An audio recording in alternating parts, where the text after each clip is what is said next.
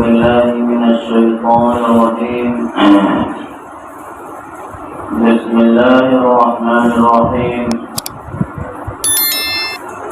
إنا أنزلناه في ليلة القدر وما أدراك ما ليلة القدر. ليلة القدر خير من ألف الشهر.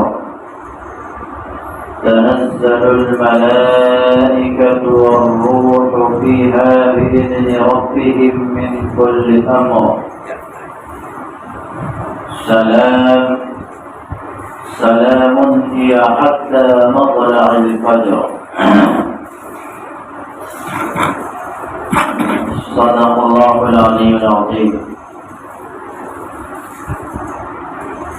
محترم بزرگوں، دوستوں اور معزز حاضرین جمعہ، یہ رمضان المبارک کا آخری عشرہ چل رہا ہے اور آخری عشرے میں بھی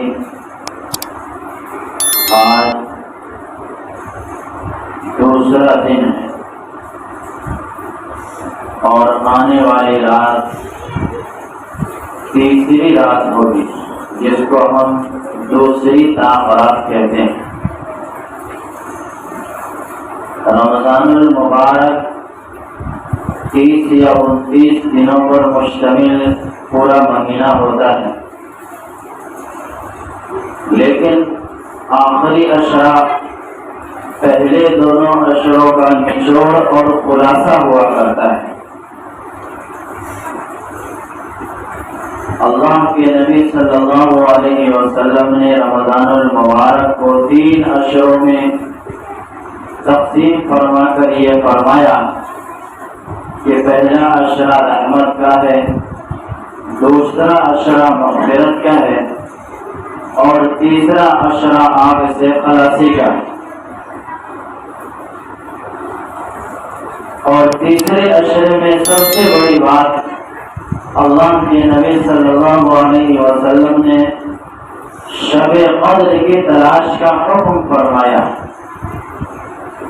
اور شب قدر کی تلاش میں ہی آپ نے رمضان المبارک کے پہلے عشرے کا بھی اعتکاف فرمایا، دوسرے عشرے کا بھی اعتکاف فرمایا، اور جب تیسرا عشرہ آیا تو اللہ کے نبی صلی اللہ علیہ وسلم نے اپنے ترکی خیمے سے سر باہر نکال کر ارشاد فرمایا کہ جو لوگ میرے ساتھ اعتکاف کر رہے ہیں ان کو چاہیے کہ وہ رمضان المبارک کے اخیر عشرے کا بھی اعتکاف کریں، اس لیے کہ مجھے کسی بتانے والے یعنی فرشتے نے یہ بتلایا کہ شب قدر رمضان المبارک کے آخری عشرے میں ہے، اور اخیر عشرے میں بھی خاص طور سے تاخ راتوں میں اللہ تبارک و تعالیٰ نے اس کو مضمر رکھا ہے۔ شب قدر کیا چیز ہے؟ اللہ تبارک و تعالیٰ نے اس کی فضیلت میں قرآن پاک کی ایک مکمل سورت نازل فرمائی۔ فرمایا کہ انا انزلناہ فی لیلۃ القدر۔ شب قدر اتنی بڑی چیز ہے، اتنی بڑی اور اتنی اہم اور اتنی عظیم الشان چیز ہے کہ اللہ تبارک و تعالی نے کتاب ہدایت قرآن پاک کو اسی رات میں نازل فرمایا ہے۔ ظاہر سی بات ہے کہ جو چیز جتنی محترم ہوتی ہے، جو چیز جتنی بابرکت ہوتی ہے، جو چیز جتنی قدر والی ہوتی ہے، اور جس چیز کی جتنی اہمیت ہوتی ہے وہ اہمیت کے وقت میں ہی آیا کرتی ہے،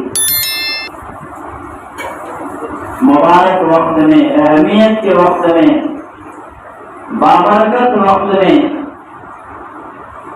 وہ چیز آیا کرتی ہے۔ اللہ تبارک و تعالیٰ کے خزانے میں جو ایک قیمتی ہیرا تھا، ایک قیمتی جوہر، اللہ کے نبی روایتوں کے اندر آتا ہے کہ اللہ کے نبی صلی اللہ علیہ وسلم نے بنی اسرائیل کے 2 شخصوں کا تذکرہ فرمایا۔ ایک روایت کے اندر ہے کہ ایک شخص کے متعلق ارشاد فرمایا کہ بنی اسرائیل میں ایک شخص تھا جس نے 83 سال تک 83 سال تک پلک جھپکنے کے برابر بھی اللہ کی نافرمانی نہیں کی، اور دوسرے شخص کے متعلق ارشاد فرمایا کہ ایک شخص 83 سال تک دن بھر روزہ رکھتا تھا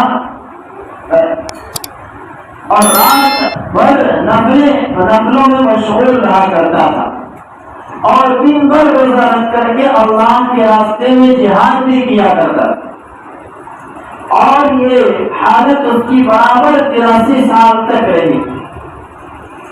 صحابہ کرام رضی اللہ تعالیٰ عنہ مجمعین نے جب بنی اسرائیل کے ان حضرات کا واقعہ سنا تو ان کو رنج ہوا،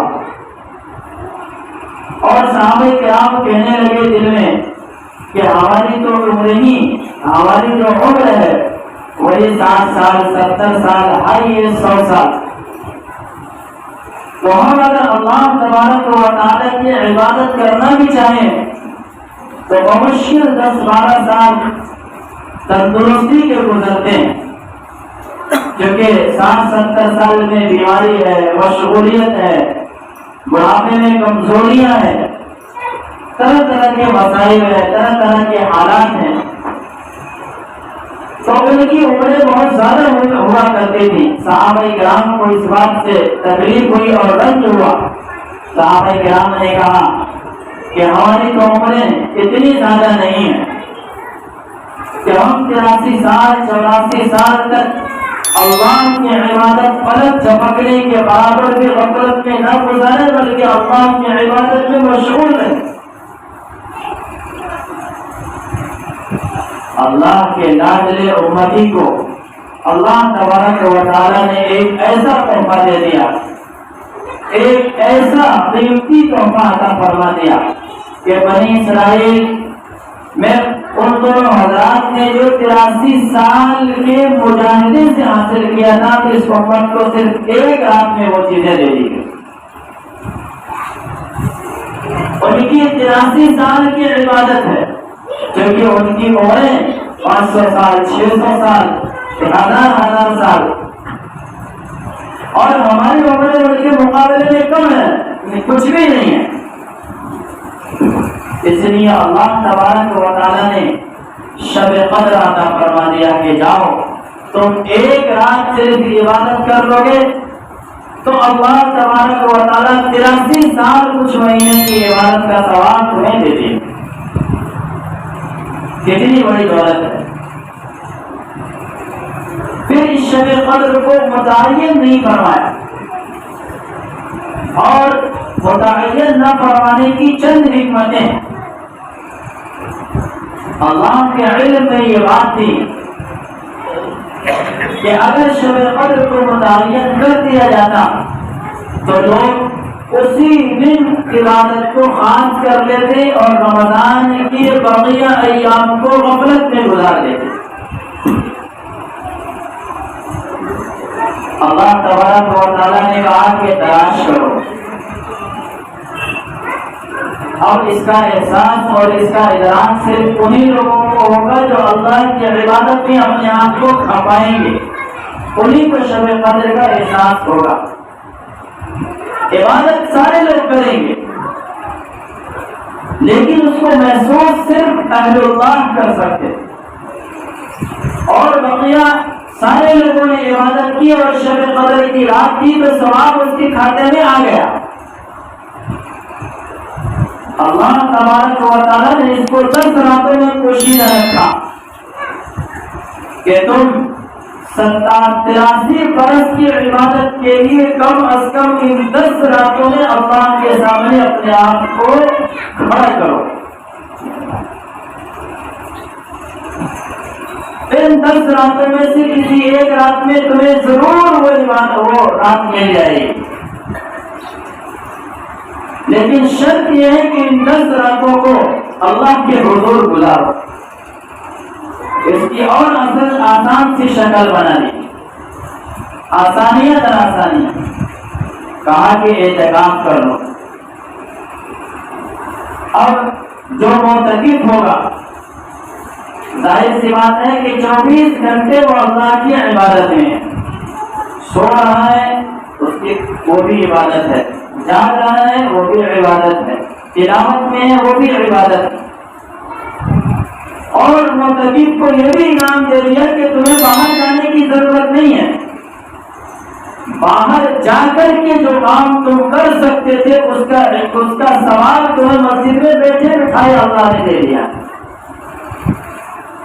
تو شب قدر کو پانے کی بہت آسان شکل ہے کہ آدمی اعتکاف کر دے. سال میں 365 دن ہم اپنی زندگی اور اپنی دنیا کو بنانے کے لیے بھاگ دوڑ میں لگے رہتے ہیں. اگر اللہ کی دی ہوئی جان، اللہ کی دی ہوئی صحت اور اللہ کا دیا ہوا مال میں سے صرف 10 دن کا اللہ کے حضور اعتکاف کر لیں گے تو ہماری دنیا بھی بن جائے گی اور آخرت بھی اللہ تبارک و تعالیٰ اس کے صدقے کو غیر عطا فرمائے. شرط یہ ہے کہ اس کی قدر ہو، شرط یہ ہے کہ شب قدر کی طلب ہو، شرط یہ ہے کہ شب قدر کی تلاش میں ہم جٹیں، ہم آئیں. پھر ان 10 راتوں میں بھی اور کنسیشن فرمایا اور تخفیف کر دی. کہا کہ اس امت کے لیے 10 راتیں بھی اگر مشکل ہے تو اس میں سے چھانٹ کر کے صرف راتیں 5 لاؤ. 21, 23, 25, 27, 29. آخری درجہ اور آخری حد یہ ہے کہ کم از کم ان 5 راتوں میں اللہ کی عبادت کر کے شب قدر کو تلاش کریں. اب ظاہر سی بات ہے کہ 365 دنوں میں سے گھٹاتے گھٹاتے صرف 5 دن باقی رکھا. اگر ہم نے کوئی یہ کہہ دے کہ 5 رات جاگ لیں کہ تمہیں بہت بڑی دولت ہاتھ آ جائے گی یا بہت بڑی نہ صحیح 2-4 لاکھ روپے مل جائیں گے تو ظاہر سی بات ہے کہ ہم لوگ اس کے لیے 5 راتیں یا 50 راتیں جاگنے کے لیے تیار ہو جائیں. کیوں؟ اس لیے کہ دنیا سامنے ہے اور نقد نظر آنے والی ہے، لیکن جب آخرت میں اس کا ثواب اللہ کے حضور جاگنے والوں کو ملے گا تو آدمی اشش کرے گا، آدمی اپنے گزرے ہوئے لمحات کے اوپر افسوس کرے گا، آدمی اپنے گزرے ہوئے لمحات کے اوپر کبھی افسوس ملے گا اور افسوس کے اندر اتنا ڈوبا ہوا ہوگا کہ اپنی انگلیوں کو چباتے چباتے ہاتھ پورا چبا جائے گا. کاش کہ ہمیں شب قدر کی قدر ہوتی. اللہ تبارک و تعالیٰ بچے کھچے ایام ہمیں قدردانی کے ساتھ گزارنے کی توفیق عطا فرماتے. شب قدر کے متعلق ارشاد فرمایا اور اس کے لیے صرف یہی ایک بات کافی تھی کہ اللہ تبارک و تعالیٰ نے اس رات میں قرآن پاک جیسی عظیم الشان کتاب نازل فرمائی. اگلی آیت میں ارشاد فرمایا وَمَا أَدْرَاكَ مَا لَيْلَةُ الْقَدْرِ، اور آپ کو معلوم بھی ہے کہ شب قدر کیا چیز ہے. فرمایا لَيْلَةُ الْقَدْرِ خَيْرٌ مِّنْ أَلْفِ شَهْرٍ. شب قدر جو ہے، شب قدر کی رات، شب قدر کی رات 1000 مہینوں سے بہتر ہے. قدر کی رات 1000 مہینوں سے بہتر ہے. اور 1000 مہینوں سے کتنا زیادہ بہتر ہے یہ اللہ کے علم میں ہے. ہم نے صرف 1000 مہینے کا حساب لگا لیا 83 سال. یہ 83 سال بھی ہو سکتا ہے، 83,000 سال بھی ہو سکتے ہیں، یا اللہ کے فضل کے اوپر موقوف ہے.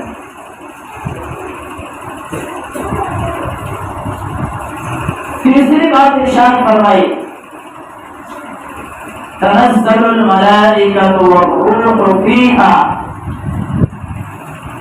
کہ اس رات کے اندر ملائکہ اور روح الامین اترتے. سورہ دخان کے اندر اللہ تبارک و تعالیٰ نے ارشاد فرمایا اِنَّا أَنزَلْنَاهُ فِي لَيْلَةٍ مُبَارَكَةٍ، کہ اللہ تبارک و تعالیٰ نے ارشاد فرمایا کہ یہ مبارک رات ہے، اور اس رات کے اندر اللہ تبارک و تعالیٰ کے معاملات طے پاتے، فِيهَا يُفْرَقُ كُلُّ أَمْرٍ حَكِيمٍ، اللہ تبارک و تعالیٰ کے جو احکامات ہیں اور آنے والے سالوں کے اندر جو کچھ ہونا ہے وہ اس رات کے اندر اللہ تبارک و تعالیٰ تقسیم فرماتے ہیں۔ ایک ہے شب برات اور ایک ہے شب قدر۔ بزرگوں نے لکھا ہے کہ شب برات کے اندر اجمالی طور پر کہ پورے سال کے اندر دنیا کے اندر کیا نظام چلنا ہے وہ اجمالی طور پر آ جاتا ہے، اور شب قدر میں آ کر کے اللہ تبارک و تعالیٰ کی طرف سے یہ تقسیم ہوتا ہے کہ سال بھر میں کس کو کتنی روزی ملے گی، کتنی بارش ہوگی، کتنا اناج ہوگے گا، اور کون زندہ رہے گا، کون مرے گا، کون پیدا ہوگا۔ غرض یہ کہ یہ ساری چیزیں اس رات کے اندر قرار پاتی ہیں۔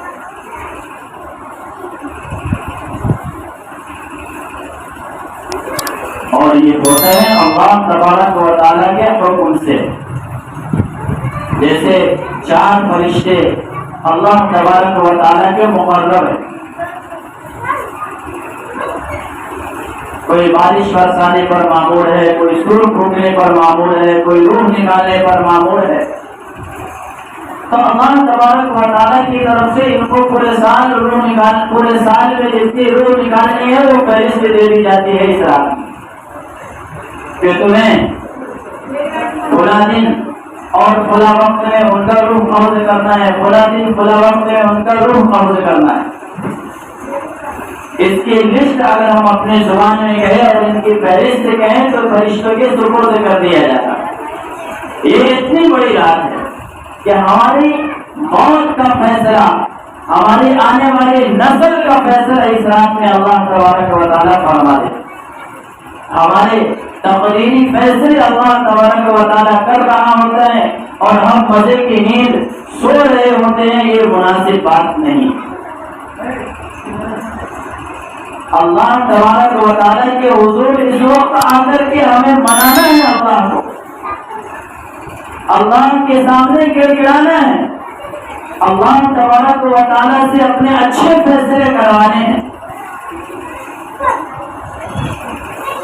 فرمایا تنزل الملائکۃ والروح، کہ اس رات میں اللہ تبارک و تعالیٰ آسمان سے فرشتوں کو یہ حکم دیتے ہیں کہ تم جاؤ، اور اس رات میں جو بھی عبادت کرتا ہوا ملے، دعا مانگتا ہوا ملے، ذکر و اذکار میں مشغول ملے، ان کے ساتھ تم بھی لگ جاؤ۔ کوئی بندہ اس رات میں دعا کرتا ہے تو پیچھے سے فرشتہ اس دعا کے اوپر آمین کہتا ہے۔ اب آپ دل سے یہ بات بتلائیے اور سچے دل سے بتلائیے کہ ہم دعا کریں اور ایک عام مجمع آمین کہنے والا ہو، اور مجمع کا حال معلوم نہیں کہ مجمع میں کس کی آمین اللہ قبول فرمائے گا اور کس کی نہیں قبول فرمائے گا، چونکہ آمین کا مطلب ہے اللہم استجب، اے اللہ قبول فرما۔ جیسے ایک دعا مانگنے والے نے کہا کہ اے اللہ ہمارے گناہوں کو معاف فرما، پیچھے سے کسی نے کہا کہ آمین، اس کا مطلب ہوا کہ اے اللہ ہمارے گناہوں کو معاف فرمانے کو قبول فرما۔ یہ دعا مانگ رہا ہے، پیچھے سے آمین کہہ رہا ہے، آمین اللہ تبارک و تعالیٰ سے قبول کرنے کی درخواست کر۔ لیکن اگر یہ آمین کہنے والا فرشتہ ہو، آپ کی دعا کے اوپر آمین کہنے والا براہ راست فرشتہ ہو، تو ظاہر سی بات ہے کہ فرشتے تو گناہ کرتے نہیں، فرشتے تو معصوم ہوتے ہیں۔ اللہ تبارک و تعالیٰ ہماری دعا کی لاج رکھے یا نہ رکھے، اللہ تبارک و تعالیٰ فرشتے کی آمین کی لاج ضرور رکھے گا۔ اس لیے میرے بھائی رمضان کے صرف چند روز بچے ہیں. پچھلے رمضان میں ہم نے کتنے لوگوں کو دیکھا تھا جو ہمارے ساتھ تھے لیکن اس رمضان میں ہمارے ساتھ نہیں ہے. نہ معلوم ہماری موت کی لسٹ فرشتے کے پاس آ گئی ہو اور ہمیں خبر بھی نہ ہو. آنے کی خبر 9 مہینے پہلے اللہ تبارک و تعالیٰ ماں کے پیٹ میں دیتا ہے لیکن جانے کی خبر ایک پل بھی پہلے نہیں دیتا. اس لیے جو کچھ بھی دن بچے کھچے ہیں، جو کچھ بھی زندگیاں بچی کھچی ہے، یہ موقع ہے اور بہت اچھا موقع ہے، بہت زبردست موقع اللہ تبارک و تعالیٰ نے عطا فرمایا ہے. آپ کو اللہ نے صحت بھی دی ہے، تندرستی بھی دی ہے، جوانی بھی دی ہے. آپ ہاسپٹل کی دنیا میں جا کر کے دیکھیے کتنے آپ کے جیسے جوان ہیں جو سال سے ہاسپٹلوں کا چکر لگا رہے ہیں، ہاسپٹل کے بیڈ پر پڑے ہوئے ہیں. کتنے آپ کے جیسے سفید پوش اور سفید ریش والے، سفید داڑھی والے ہیں جو ہاسپٹلوں کے اندر پڑے ہوئے ہیں. کتنے لوگ ایسے ہیں جو بستروں کے اوپر سال سے پڑے ہوئے ہیں. اللہ نے آپ کو چلنے کی بھی طاقت دی ہے. اللہ تبارک و تعالیٰ نے آپ کو رکوع سجدے کے اوپر بھی طاقت دی ہے. اللہ تبارک و تعالیٰ نے آپ کو تلاوت کی بھی طاقت دی ہے. آئیے اللہ کے دربار میں آئیے، اللہ کو منائیے. حالات پوری دنیا کے اوپر نہایت ہی خطرناک ہیں. حالات ہمارے اعمال کی وجہ سے آتے ہیں. حضرت مولانا علی میاں ندوی علیہ الرحمہ نے لکھا ہے کہ حالات بنتے اور بگڑتے جو ہیں وہ مسلمانوں کے اعمال کی وجہ سے بنتے اور بگڑتے ہیں. مسلمانوں کے اوپر عذاب نہیں آتا، آزمائشیں آتی ہے. اگر آج آزمائشی دور سے مسلمان گزر رہا ہے تب بھی اللہ تبارک و تعالیٰ کا شکر ادا کرنا چاہیے. آپ سکون کے ساتھ اس ملک کے اندر رہتے ہیں. فلسطین کا حال دیکھیے، برما کا حال دیکھیے اور سیریا کا حال دیکھیے، شام کا حال دیکھیے. ہزاروں ایسے ملک ہیں جن ملکوں کے اندر اسلامی حکومت تھی، اسلامی نظام قائم تھا. آج ان ملکوں کے اندر قرآن چھاپنے پر پابندی ہے، قرآن پڑھنے پر پابندی ہے، قرآن رکھنے پر پابندی ہے، اذان دینے پر پابندی ہے، نماز پڑھنے پر پابندی ہے، داڑھی رکھنے پر پابندی ہے، ٹوپی پہننے پر پابندی ہے، کرتا پائجامہ پہننے پر پابندی ہے. بلکہ اپنا نام مسلمان کے نام پر رکھنا بڑا جرم ہوتا ہے. اللہ نے آپ کو آزادی دی ہے، اللہ تبارک و تعالیٰ نے آپ کو بااختیار بنایا ہے. اللہ کی اس نعمت کی قدر کیجیے، اللہ کی اس نعمت کو غنیمت جانیے. بزرگوں نے لکھا ہے کہ اگر کہیں مسلمان نماز پڑھ سکتا ہو پھر بھی نہ پڑھے، کہیں مسلمان اذان دے سکتا ہو پھر بھی اذان نہ دے، اللہ تبارک و تعالیٰ ایسے حالات پیدا کر دیں گے کہ وہ وقت دور نہیں کہ اذان دینے پر پابندی لگ جائے. اللہ تبارک و تعالیٰ ایسے حالات پیدا کر دیں گے کہ کہیں ایسا نہ ہو کہ مسلمان کی کوتاہیوں کی وجہ سے نماز پڑھنے پر پابندی لگ جائے. یہ حالات کورونا کے اندر پیش آیا تھا، آپ نے دیکھا. مسجدیں ویران پڑی ہے، گھر میں نماز پڑھنے، گھر میں نماز پڑھ سکتے ہیں، وہ بھی تنہا پڑھ سکتے ہیں، جماعت کا ثواب نہیں مل سکتا. اس وقت کو یاد کیجیے، ہم میں سے ہر شخص نے اپنے آپ سے عہد کیا ہوگا کہ اے اللہ حالات صحیح کر دے، آئندہ سال سے رمضان میں مسجد میں جماعت کے ساتھ پوری 20 رکعت تراویح پڑھوں گا، پورے روزے رکھوں گا، پوری نمازیں پابندی سے پڑھوں گا. یہاں اس عہد کو بھول گئے. ہر شخص نے یہ عہد کیا ہوگا کہ اللہ بس اس حالات سے خلاصی عطا فرما دے، میں مکمل تیری فرما برداری کروں گا. میرے بھائی، الم اعہد الیکم یا بنی آدم اللہ تعبدوا الشیطان. اللہ تبارک و تعالیٰ فرماتا ہے کہ اے بنی آدم، کیا تم نے مجھ سے یہ عہد نہیں کیا تھا اللہ تعبدوا الشیطان کہ تم شیطان کی پرستش نہیں کرو گے، شیطان کی عبادت نہیں کرو گے، شیطان کا کہا نہیں مانو گے. لیکن جب یہاں سے گئے عہد الست کو توڑ دیا، اللہ کے عہد کو توڑ دیا، اللہ کی نافرمانی میں لگ گئے۔ اللہ فرماتا ہے وَأَنِ اعْبُدُونِي، میری ہی عبادت کرو۔ آؤ لوگوں، ابھی وقت ہے، ابھی وقت کچھ بگڑا نہیں ہے۔ اگر آج ہم نے اللہ کو بنانے میں کامیابی حاصل کر لی تو آپ یقین جانیے آپ کے ایمان کا بھی مسئلہ، آپ کی آخرت کا بھی مسئلہ حل ہو جائے گا، دنیا کا بھی مسئلہ حل ہو جائے گا۔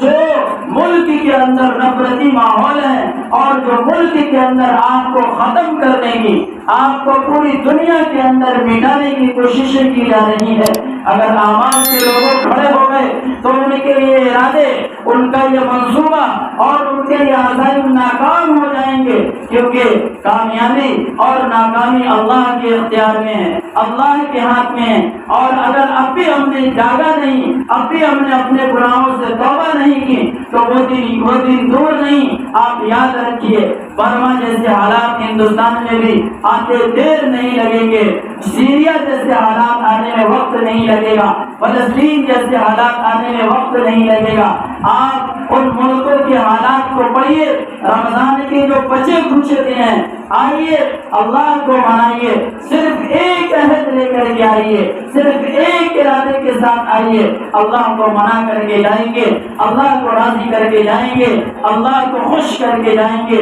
لوگوں تمہاری دنیا بھی بنے گی، تمہاری آخرت بھی بنے گی۔ لوگوں تم نے ایک نبی کا کلمہ پڑھا ہے، لوگوں تم نے ایک قرآن کے اوپر ایمان لایا ہے، کب تمہیں ہوش آئے گا؟ کب تم ہوش کے ناخن لوگے اور کب جاگو گے؟ جب تمہاری نسلیں تمہیں گالیاں دے گی، جب تمہاری نسلیں تم پر لعنت کرے گی۔ لوگوں اب بھی وقت ہے، اللہ کی طرف لوٹو، سنتوں کی طرف لوٹو، اللہ کے حکم کی طرف لوٹو۔